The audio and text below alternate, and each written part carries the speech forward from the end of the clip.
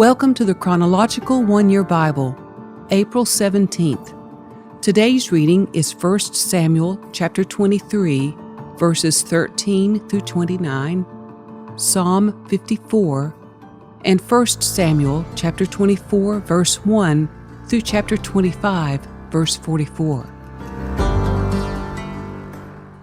So David and his men, about 600 of them now, left Keilah and began roaming the countryside. Word soon reached Saul that David had escaped, so he didn't go to Keilah after all. David now stayed in the strongholds of the wilderness and in the hill country of Ziph. Saul hunted him day after day, but God didn't let Saul find him. One day, near Horesh, David received the news that Saul was on the way to Ziph to search for him and kill him. Jonathan went to find David and encouraged him to stay strong in his faith in God. "Don't be afraid," Jonathan reassured him. "My father will never find you. You are going to be the king of Israel, and I will be next to you, as my father Saul is well aware." So the two of them renewed their solemn pact before the Lord. Then Jonathan returned home, while David stayed at Horesh. But now the men of Ziph went to Saul in Gibeah and betrayed David to him. "We know where David is hiding," they said. "He is in the strongholds of Horesh, on the hill of Hickory, which is in the southern part of Jeshimon. Come down whenever you're ready, O king, and we will catch him and hand him over to you." "The Lord bless you," Saul said. "At last someone is concerned about me. Go and check again to be sure of where he is staying, and who has seen him there, for I know that he is very crafty. Discover his hiding places and come back when you're sure. Then I'll go with you, and if he is in the area at all, I'll track him down, even if I have to search every hiding place in Judah." So the men of Ziph returned home ahead of Saul. Meanwhile, David and his men had moved into the wilderness of Maon, in the Arabah Valley south of Jeshimon.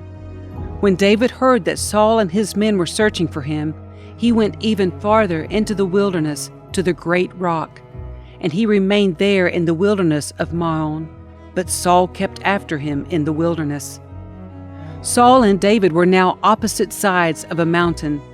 Just as Saul and his men began to close in on David and his men, an urgent message reached Saul that the Philistines were raiding Israel again. So Saul quit chasing David and returned to fight the Philistines. Ever since that time, the place where David was camped has been called the Rock of Escape. David then went to live in the strongholds of En-gedi.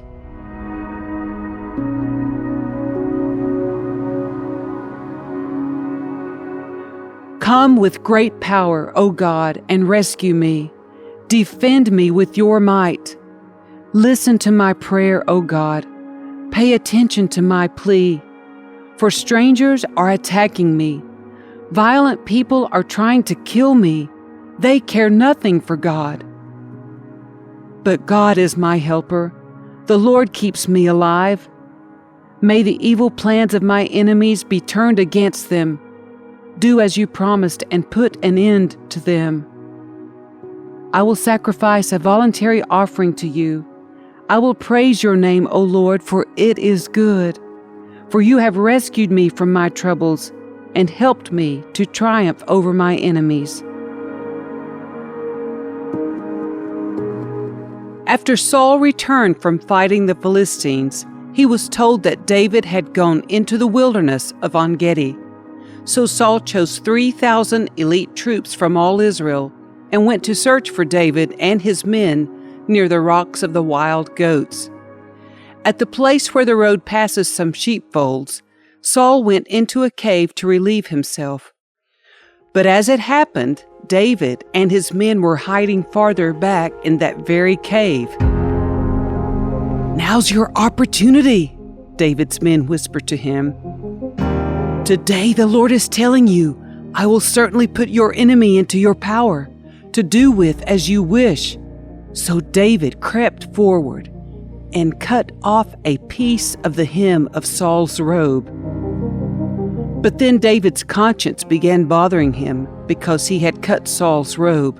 He said to his men, "The Lord forbid that I should do this to my lord the king. I shouldn't attack the Lord's anointed one, for the Lord himself has chosen him." So David restrained his men and did not let them kill Saul. After Saul had left the cave and gone on his way, David came out and shouted after him, "My lord the king!" And when Saul looked around, David bowed low before him. Then he shouted to Saul, "Why do you listen to the people who say I'm trying to harm you? This very day you can see with your own eyes it isn't true, for the Lord placed you at my mercy back there in the cave. Some of my men told me to kill you, but I spared you, for I said, I will never harm the king. He is the Lord's anointed one. Look, my father, at what I have in my hand. It is a piece of the hem of your robe. I cut it off, but I didn't kill you. This proves that I am not trying to harm you and that I have not sinned against you, even though you have been hunting for me to kill me. May the Lord judge between us. Perhaps the Lord will punish you for what you're trying to do to me, but I will never harm you. As that old proverb says, from evil people come evil deeds. So you can be sure I will never harm you. Who is the king of Israel trying to catch anyway? Should he spend his time chasing one who is as worthless as a dead dog or a single flea?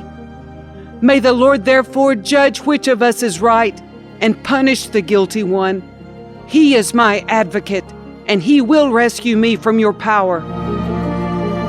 When David had finished speaking, Saul called back, "Is that really you, my son David?" Then he began to cry, and he said to David, "You are a better man than I am, for you have repaid me good for evil. Yes, you have been amazingly kind to me today, for when the Lord put me in a place where you could have killed me, you didn't do it. Who else would let his enemy get away when he had him in his power?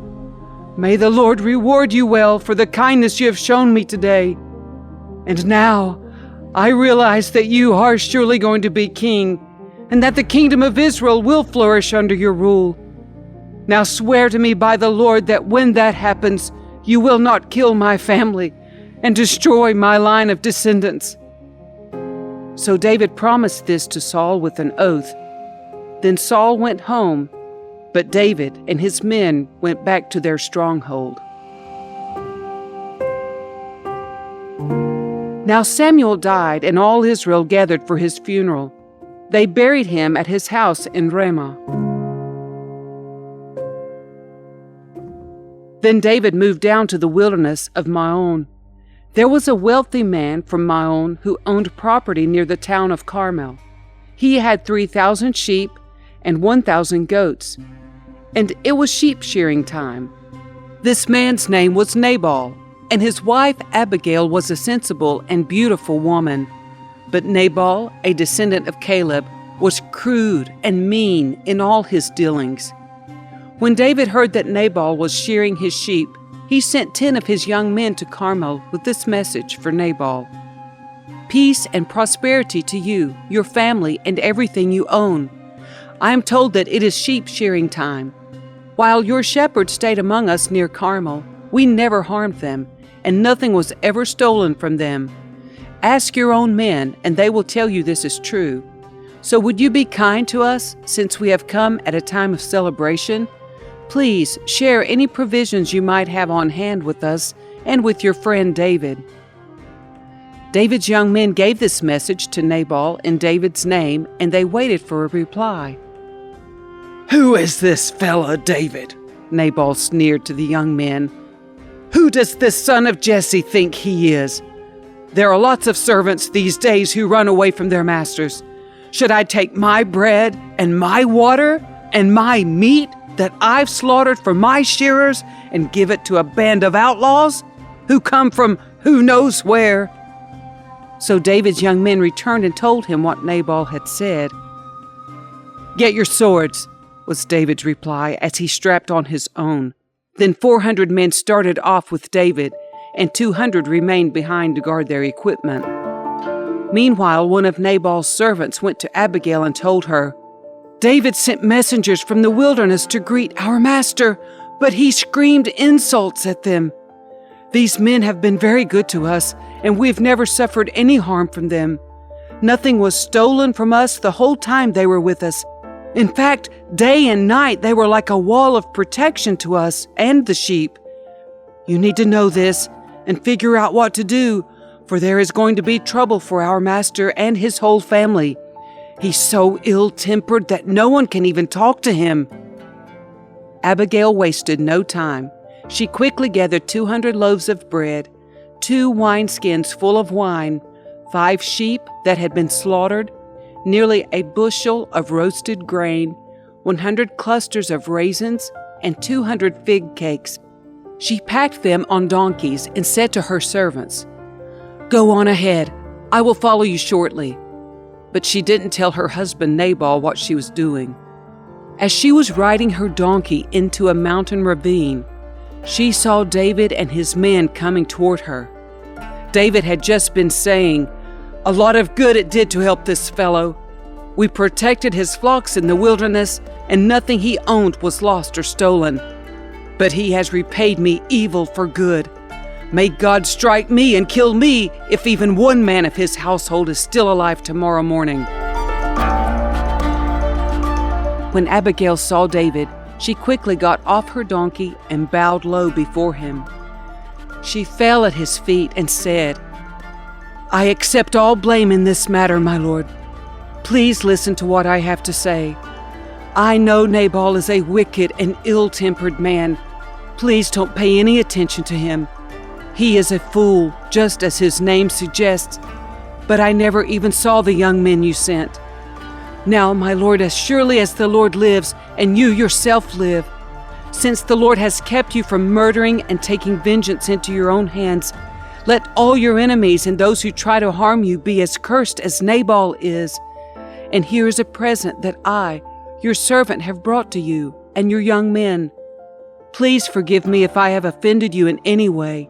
The Lord will surely reward you with a lasting dynasty, for you are fighting the Lord's battles, and you have not done wrong throughout your entire life. Even when you are chased by those who seek to kill you, your life is safe in the care of the Lord your God, secure in his treasure pouch. But the lives of your enemies will disappear like stones shot from a sling. When the Lord has done all he promised and has made you leader of Israel, don't let this be a blemish on your record. Then your conscience won't have to bear the staggering burden of needless bloodshed and vengeance. And when the Lord has done these great things for you, please remember me, your servant."